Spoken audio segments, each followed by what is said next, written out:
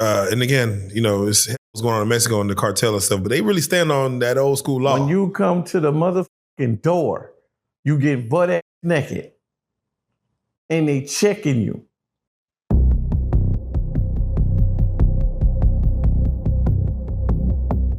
You did state and fed time. Is it taken more serious than one or the other? It seems like fed time, they look in paperwork more. Feds are more distinguished when it comes to paperwork than any other jurisdiction of prison. Yeah. Because see, in the state, you can turn your back and be like, I got a date to go home, man. I'm going to mind my business. I don't like what you do, nigga, but stay in your lane. Oh, fuck it. We can sip pretties and shit and spread tonight. It don't matter to me. I'm just trying to get through this time. In the feds and shit, niggas, it don't go that way.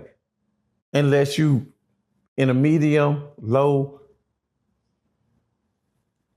or one of them privileged ass, ungated, shit, whatever you call that. Yeah, just a camp. Camp. You know what I'm saying? Doing whatever. But you're not going to the USP with that. And they're going to tell you before you get off that bus to save your own life. If you one of these things, don't get your ass off this bus. Yeah. Play hard if you want to. Hey. And that's one of the things I respect about the Spanish community. They not playing that, bro. They're not playing that.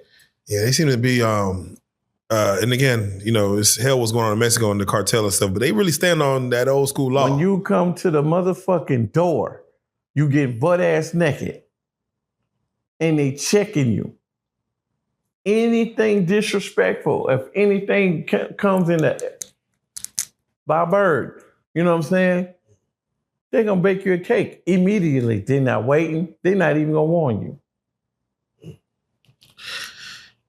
Someone in the comments jumped in, and I think we spoke on this a long time ago, but they're like, hey, whenever Gizzle says a phrase that we don't understand, can you help us, what that means? So for those who are new to the channel, Prison Stories 101, can you tell them, when you say, hey, they're going to bake you a cake, for those who can't read between the lines and the context clues.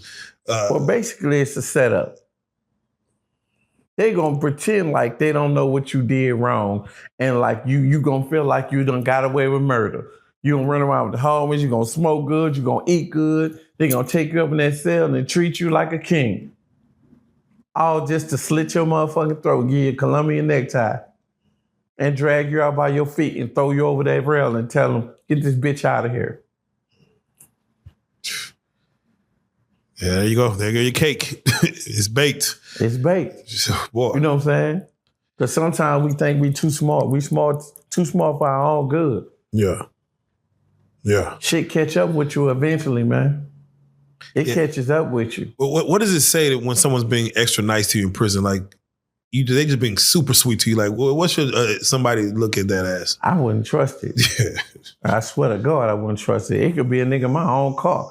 He started getting too friendly with me and shit. I'm about to go pack my own shit and get ready to flight. Because I know something about to happen.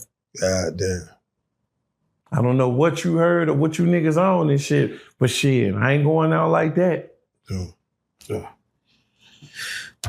We spoke on when we first started Recidivism, man, as far as going back into prison. Pooh Shiesty, of course, his pops, Big 30, they all got a bond and they were able to go home. That's why they fight this. Pooh Shiesty, of course, he had his points. He's already out on probation. He's already back in there. How does it work when you violate probation? They put you back in the same prison? Yeah. Do you go back to the same spot? Yeah, that's waiting for you. Okay. That's waiting for you. Yeah. That's why they say when you're on federal probation, you got 1 foot out of prison and 1 foot still in there. Until you're completely done, you ain't necessarily out, homie. You ain't. Yeah. I'm just again, the mindset, why would Pooh Shiesty put himself in a situation? Do you feel like some people miss prison? Like, I don't want to say miss it. They got through it to where they feel like, oh, that wasn't that bad. I could do that again. I could get through that. You got individuals that are like that. I was like that. My first couple of times going to prison, you know what I'm saying? It was a cakewalk, you know what I'm saying?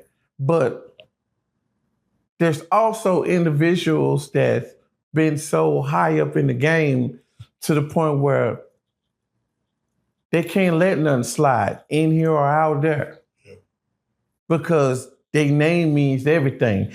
Everything that they built is riding on that. So if you let one person slide and one comment come through, oh yeah, them niggas got that. Your whole legacy is torn to pieces now. Now you got to work triple harder and shit to keep niggas off your ass. Kidnapping and armed robbery. I mean, it sounds like Pushai should have shot him in the leg or something. Like you're gonna get the same amount of time. I mean, like they say, like if you go into a bank and you're like, hey, with a gun and say, give me all your money, you're gonna get the same amount of time if you went ahead and popped, not killed, of course murder is different, but you would have got the same kind of time if you just pop on him on the way out. Like, here, boom, hit him in the leg. That's why they say if you're gonna rob something, you go in there, you write a letter, slide it to them, you know what I'm saying? And hope for the best. Be optimistic. Right. Because that loaded weapon gonna give you the same. Yeah. But that weapon they're gonna light your ass up. You might well go and kill him. Or kill somebody. Shit. Oh man. How much time do you think, just from your knowledge, and I know Feds go by point system, and he already has a history. How much time do you think he gets from this? And how good does the lawyer have to work? Because his lawyer's already working hard because they got him in the vicinity based on the ankle monitor. But they're like, there was no guns involved. He's not involved in, where's the evidence of him having a gun? All y'all have is just him in the area. He could have been taking a shit while all this happened. It's hard to say. It depends on that lawyer. Right. You know what I'm saying? Because let's be honest, regular motherfuckers and shit that are not celebritized, when you go through the system and shit like that and shit, that big orange book, you going by your past history. They don't give a damn what you just did. Just to know that you just did something gives them the audacity to go back and fuck with you about everything you done already did. And you're going to get 3 points for every felony. Ain't no getting around that. And you're going to get 1 point for every misdemeanor. And they're going to add that shit up. And if you already had a stack of points and stuff and you're on supervised release, that can go two ways. Because you can catch a new number and still have that old number, or they can run the CC. If they don't run the CC, then they stack your time. So until you finish what you already had, they ain't even thinking about what they give you for this future shit. Hey, that's real. Jeez. All right, well, the situation is unfolding as we speak. Pooh Shiesty, wish him the best. Gucci Man, wish him the best. Big 30, everybody. The case is crazy as far as, guys catching buses back to Memphis and rental car. The case is crazy, but we'll see how it goes.